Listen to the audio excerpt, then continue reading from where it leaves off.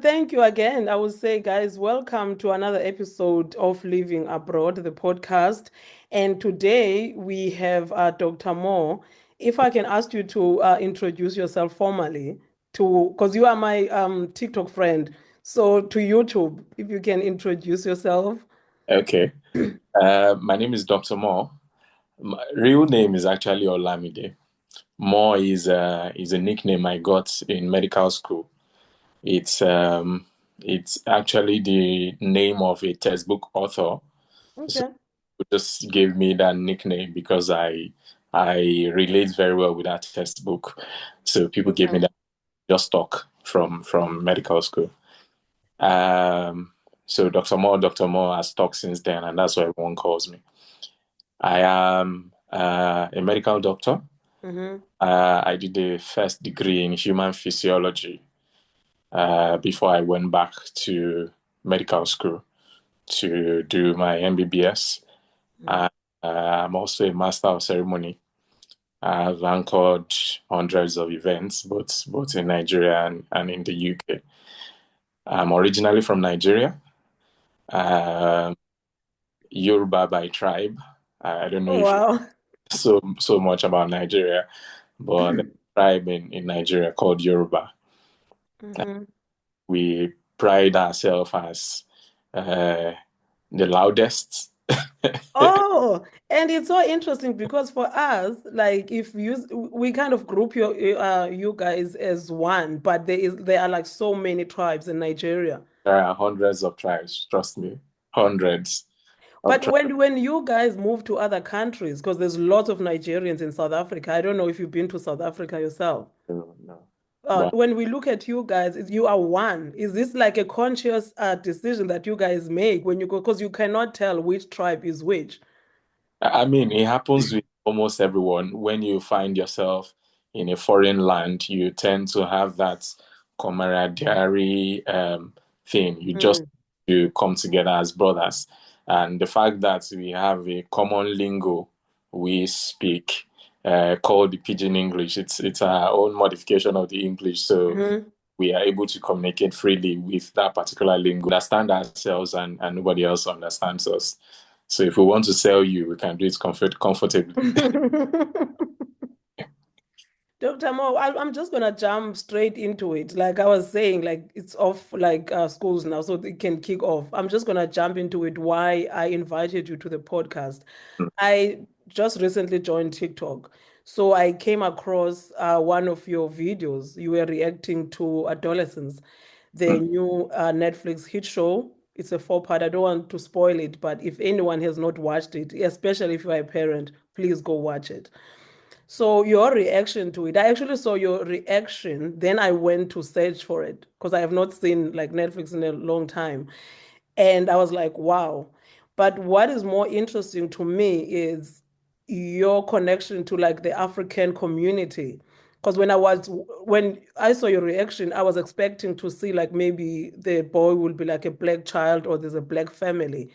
So, what was it about the show that kind of triggered you to make the reaction that you had and also connect it to our African community? Okay. Thank you. So the show itself um, was meant to portray something that is deep about the British society, talking about the power of social media, talking about bullying and some of these things that go on in the society today. But for me, I saw it from a different angle Mm, because I noticed that there's a lot of those things that has to do with parenting. Okay. If so, and this is not to do with the main character alone. It has to do with every other kid in that school. It has to do with every other kid bullying that kid on social media. So mm, if everyone contributes their own quota into bringing up their child the proper way, nobody's going to bully anyone on social media. If everyone contributes their own quota in raising your children well, Nobody is going to groom anyone on social media. Nobody is going to bully anyone in school. Nobody is mm, going to disrespect the teachers in school. Nobody is going to disrespect parents of other kids that come to school. mm, So I saw lots of that. Almost every scene I watched, and I see how those kids behave. It got me irritated. Like, mm, this is not supposed to be. This is not supposed to be. And I bring it back to reality. I am privileged to work in the hospital, and I mm, loads and loads of children who come to the hospital. I see teenagers who come to the hospital. I see lots of them throwing tantrums. I see so many awkward behaviors that I believe should have been corrected while they were much younger. That mm, if parenting had been intentional enough, it could have corrected many of those things. They wouldn't be where they are today. That mhm, that are right about the British society, lots of things to gain, lots of advantages. But there are so many other things that they are not getting very right. mm, So and those are the things that bother me. And I see that with the migration of lots of Africans and blacks into this society, lots of them are too scared to discipline their children for the fear of, oh, what's going to happen? Will they take my kids away from me? Will mm, social workers do this? Will social worker do that? So lots of people are too scared to discipline their children. And that's what I was trying to mm. address in that video. That don't be scared to discipline your children. There's no law in the UK that says don't discipline your children. Okay, And I want to touch on that, yes, because that's what you said, right? You said don't be scared to discipline your children. Why do you think people are scared? Let's just talk about like Africans because we're both Africans, to yeah. just instead of just generalizing. Why do you think we're scared? So in all honesty, lots of Africans, let me bring it from how we were brought up in Mm, Africa.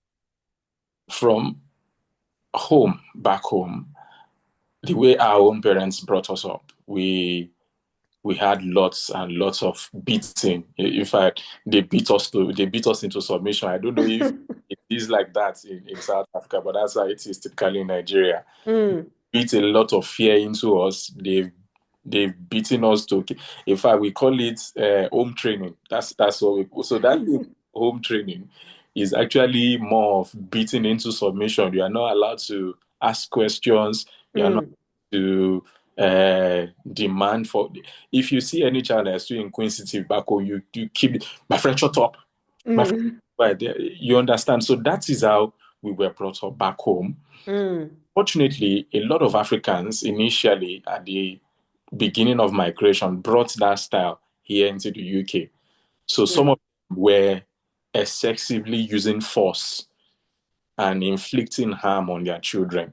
mm, This, of course, triggered the social workers to start taking over children. And because of some of this harm that parents cause to their children. And mm, because of this, a lot of Africans erroneously believe that you are not supposed to discipline your children at all. mm, As what we are against, or what the British society is against, is you causing harm to your children. You are not supposed to abuse your children, but no, you mm. shouldn't discipline your children. You should discipline your children by all means, but don't cause harm to your children.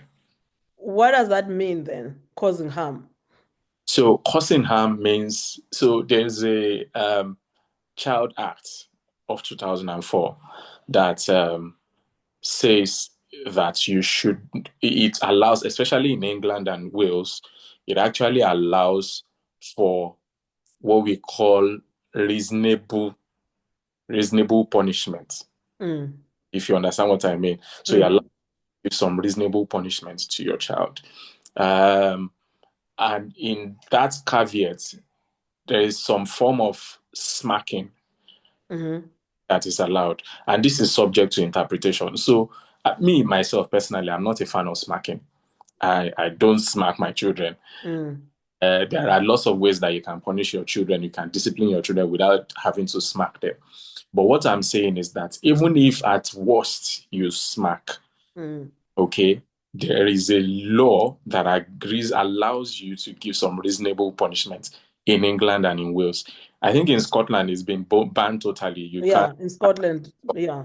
Yeah, but I know that in England and in Wales there's still some amount of reasonable punishment that you can give your children. Mm. I wouldn't really advise people to go ahead and start smacking their children because reasonable punishment is subject to interpretation.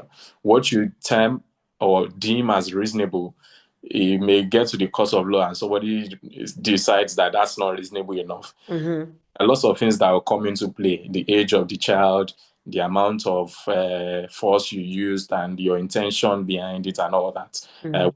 Left a mark on the child, and so on and so forth. So, me, I'm not an advocate of smacking, and I don't even smack my children. Mm-hmm. What I'm saying and what I brought people's attention to the fact that even at the worst, like, what's the worst thing you can do?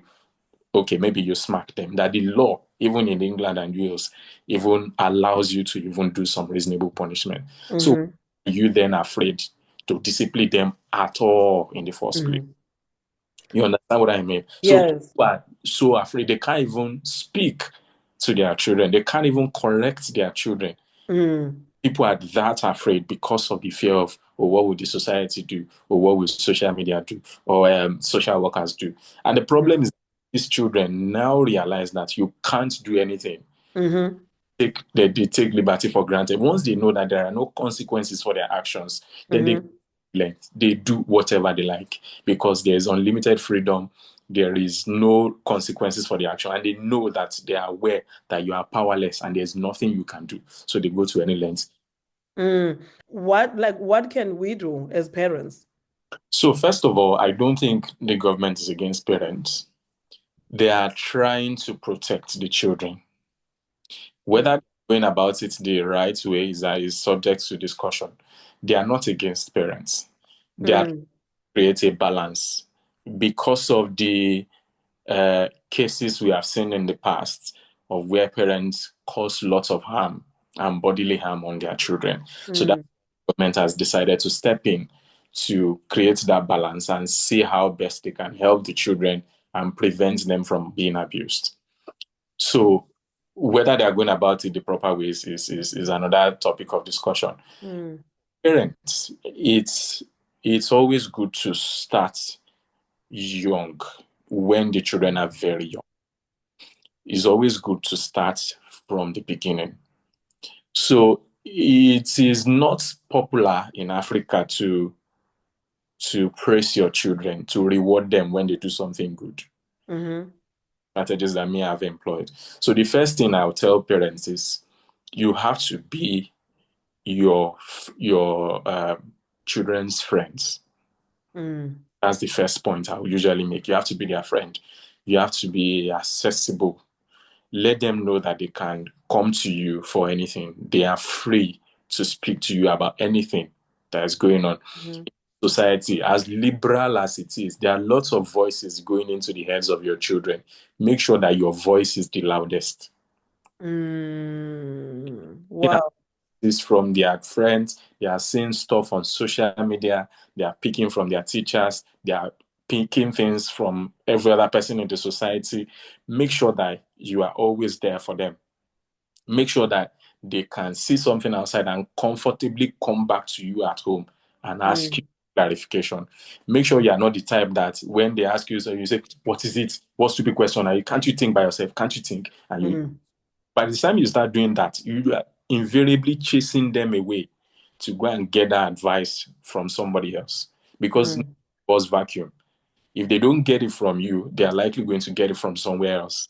So don't push them away. That's the first thing. Be their friend. Being their friend does not mean you're not going to set boundaries, but Mm. at least be accessible to them. Let them be able to come to you with Mm. anything. That's the first thing. So, and it all starts from when they are young. Let it be part of them. And as they grow older, it just become natural to them. Mm. That's one. I posted a video on my social media not too long ago. So back home, the way we were brought up is if you are eating your food, like if they give you rice and they put meat on top, you are supposed to finish your rice before you start eating the meat. Oh, really? I never knew about that. Okay. That's a Yoruba mother for you. In fact, Mm. sometimes you have to go and finish your rice, come and submit your plate before you collect your meat, or you call it before you collect your fish. And the intention behind it is to because children, you just want to pick the meat and go away. You don't want to eat the rice. So Yes. force you to finish your food. You have to finish that food. You come and submit your plate before you. And it has become part of me up till now that nobody is watching after me. Nobody is shouting at me to go and finish my rice. But unconsciously, I would Mm. finish my food first before I touch my meat. Unconsciously. Mm-hmm. So that's why I'm saying it's good to start early and start at a very young age, so that as they grow old, as they become teenagers, where it is usually very difficult, Mm-hmm. become part of them. It has become like their character. So that's the first thing. Be their friend, be accessible, and start very early. Mm. The other thing is you should lead by example. Children are natural copycats. When Mm. when they follow more what they see you do more than what you say. Mm-hmm. So you as a parent has to be the perfect example for them. If I as a parent am swearing all over the place, Mm. naturally your children will pick it up. If as a father I am being a good husband to my wives, Mm. naturally your children will know that they are supposed to take care of their relatives Mm. as older. If you are the type that, as a father, you come back home and you are just relaxing somewhere, it's your wife that goes to do everything, does all the house chores. Even when your wife is sick, you tell her to stand up and go and wash plates and go and Mm. they are seeing these things. There are some husbands that abuse their wives, Mm. that beat their wives, that Mm. that are violent to their wives. Your children are seeing all these things and they are picking these attributes one after the other. And you won't be surprised when they also become teenagers and they start screaming at you. They pick Mm. to be the perfect example. Whatever it is you want your children to be, show them how it is done. So be Mm. the example that what you want. The children are like they're like wet cement. When Mm. you imprints on them, it becomes permanent. But as parents, as you mentioned in the beginning, that we were brought up in Africa and different, so differently, like to our kids today, like different environment, different country, different laws. And for us as these parents now, I mean, we need to give grace to ourselves because it's all new. Everything that we have to do now to our children, it's all new. How do we unlearn now all these things? It's kind of like we're just thrown in the deep end. I honestly I understand many of the challenges. So we can't blame our parents too much. They did things the way they were trying to help, and To be that's honest, I don't see anything that much wrong yeah, with how we were brought up. You yes, know, one thing I can commend our parents from raising us, they were not apologetic. It yeah, was what it was. yeah, And they didn't feel guilty. It was just like if you went to school and you left your we used to wash in like a bucket or you left your water there and you left your dirty clothes there, your yeah, aunt can go to your school and pick you up and you do what you have and then you go back to school. They yeah. were not apologetic. Why Absolutely. are we so weak? Mm. So I wouldn't say weakness is the right word for it. I think Mm. we have to adapt to the times. So the times are changing fast, and we have to move with the times. Back in the day, if your parents was but we'll say in Nigeria that it takes a community to raise a child. Mm. The day if your parents was screaming at you for something bad, in fact your neighbors will join voice to scream at you and discipline you. Say, Yes. "Yeah, listen to your mom." Okay. So everybody Yes. contributes their voice to Hmm. make sure that you are listening to your parents and you hear what they had to say. But in this day and time of social media, where it is easy for others to influence your children, you have to be smart about it. You have to then show them that you are trying to show them love. You are trying Mm, to teach them. Because if you scream and shout and scream at them too much, you gradually chase them out, especially in this society where there's a limit to what you can do. mm-hmm, Society where the government is always trying to create that balance. And mm-hmm, if you in our own balance, we say if you do too much, if you overdo, they will, mm, they can take the children from you. mm-hmm, So you have to realize that you are not the alpha and omega. You don't have that unlimited power you had back in Africa. So you have to adapt to the times and adapt to what is actually going on now. And it's not very difficult, honestly. You need a plan, mm, children. Apart from the points I mentioned earlier, you need to let them know that all you are trying to do is to create a better version of themselves. So when you create a plan for them, let them understand the reason why you have created that plan. For example, I was in that video, I was talking about like a daily plan I have for my son, with mm-hmm. the time for house chores. I copied that, by the way. Yes. It's okay. There's Mm-hmm, for him to do school academics. There's a time for him to do IT skills. There's a time for sax and music. There's a time for personal development time. And all these things, when they do it well, you have mm. a way to reward them. So they shouldn't know you as the naga, as the person that screams every time they get things wrong. As a nigger, yes, that's why I feel like I'm the nigger, to be honest. Or then she comes again. Like, Yeah, so yeah. we should be conscious enough not to put that in their head. Let them realize that when they get things right too, we will reward them for it. So Mm-hmm. if you put yourself in their shoes when you are at work, sometimes we have bosses where it looks as if they are only looking for our faults. Mm-hmm. We get things right, that's when they come. All these 364 days that I've been doing things well, nobody Mm-hmm. come to me and said, "Well done, you did well." Mm-hmm. That one day in the year that I did do things right, then everyone Mm-hmm. comes with their knife. So if we can put ourselves in that shoe, the same way we usually feel, all those times we hear that from our bosses, is Yeah. try to do to them too, because they also have feelings. So Mm. realize that when they do things well, let us learn to reward good behavior. And that's way to endear them to us. I use the word weak, Dr. Mo, right? Mm, Because that's how I see myself as a parent. And one, two, three is done, and maybe four is and five is not done. And now comes Monday, someone is looking at you with those puppy eyes, like, so what's going to happen to, like, what about the money? And I will end up giving because I'm like, okay, he didn't do it, but he still needs to eat at school. But this is what I said. So okay. how do you get that? That's what I'm saying. Like our parents were like, this is I told you to do one, two, three, you didn't. So go. But we can't. I'll speak about me. I can't execute. Mm. So the thing is, it's not going to be easy. It's difficult to learn new habits, let's be honest.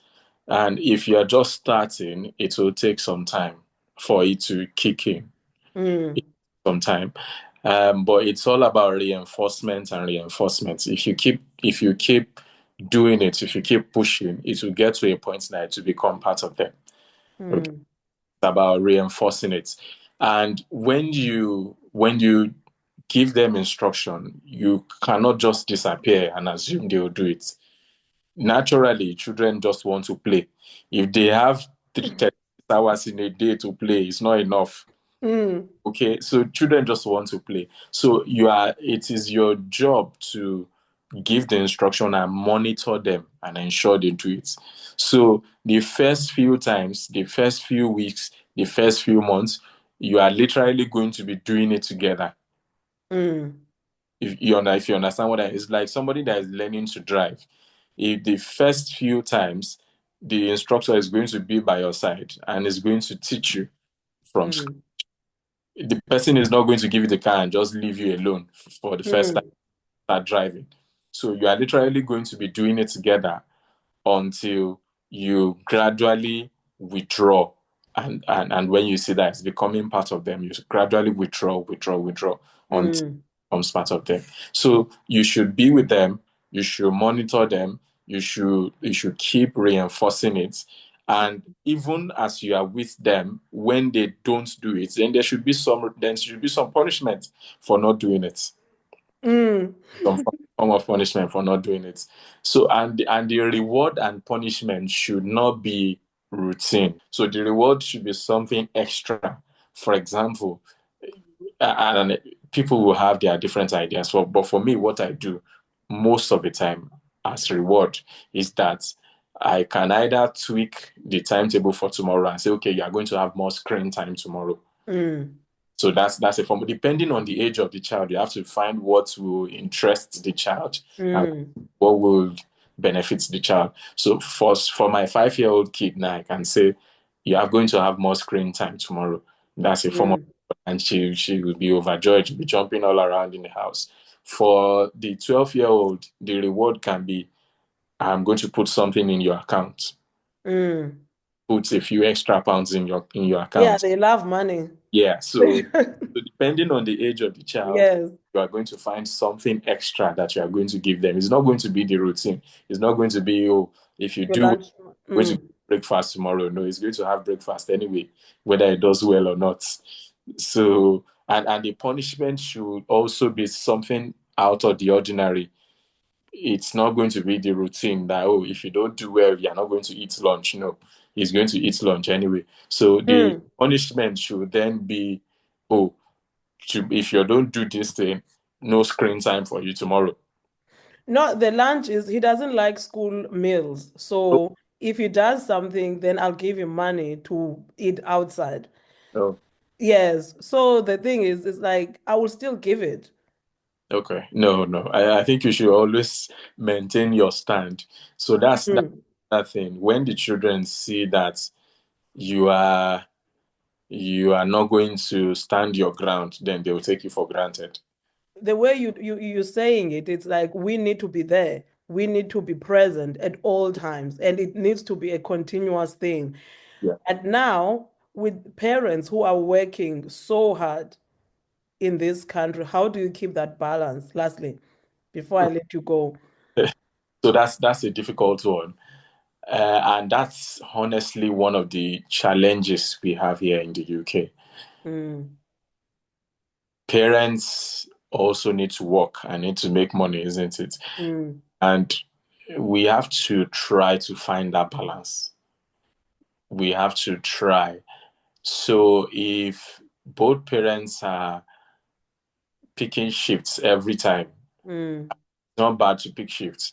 If both parents are always unavailable, invariably somebody else is going to train the children. And that Mm. else, you don't know who it's going to be. You don't know what character the person imbibes. You don't know the person's cultures and customs and ideals. So if both of you are not going to be available every single time for your children are going to be trained by somebody else entirely, by a stranger. And you have to keep that at the back of your mind. So Mm. we have to try to find a balance. So it is not every shift that is necessary. It is not every locum shift that is necessary. So for me, in my family, uh, I am a doctor, but where I work and the role I have, I can pick my shifts by myself. I Mm. choose when to work and when not to work. Okay. And based on the shifts that I've picked, my wife will also adjust her own timetable to that effect to see, okay, you are going to be at work on so day, so let me be available for these children. Or you're not going to be at work at so me, I can go and work on these days. So parents should try to work hand in hand to try to be available for their children. The other bit that we are not yet exploring very well is we have to create strong communities as Africans. Mm, We have to create strong, we have to be there for one another. Uh, mm, it is a bit on African like because coming from back home, we are we want to outshine the other person. You want to be better than your neighbor. There's a lingo in Nigeria that we call I better pass my neighbor. I mm. pass my neighbor means I'm better than my neighbor. Ah. There's a generator we call I better pass my neighbor generator. So you know that in Nigeria we have issues with power and electricity and Mhm. so when power goes off in your house, the first thing you do is to look out of the window to be sure that everybody's Well, is also off. So you want to be sure that the suffering is not. everywhere. You don't want to be the only one. So it's not on African like, uh, but that's something we have to learn fast here in the UK. We have to collaborate. We have to build strong communities, and that's one thing I appreciate some of these Asians for. Mm, Indians and Pakistanis and all those they build strong communities. So you can even when you know that you're not going to be available, you can easily find a neighbor that you trust hmm your children with and say, okay, they need so. But you can't survive alone. You can't. Nobody is an island here. You mm, can't survive alone, and you need strong communities to actually be better available for your children. mm. Then you can just like maybe help each other, babysitting and things like that. That is so important. Yes, it It is. needs to be intentional because other communities, they just do it. Yeah, And yeah, I would say also, even in terms of like language, when you try to teach your children like your native language, yeah, can we speak about that? yeah. I'm a big fan of it. I am. Uh, I always speak. If my son understands my language very well, I'm trying to teach my daughter now, and I'm a big fan. I'm always a big fan of. You should not forget home wherever you are.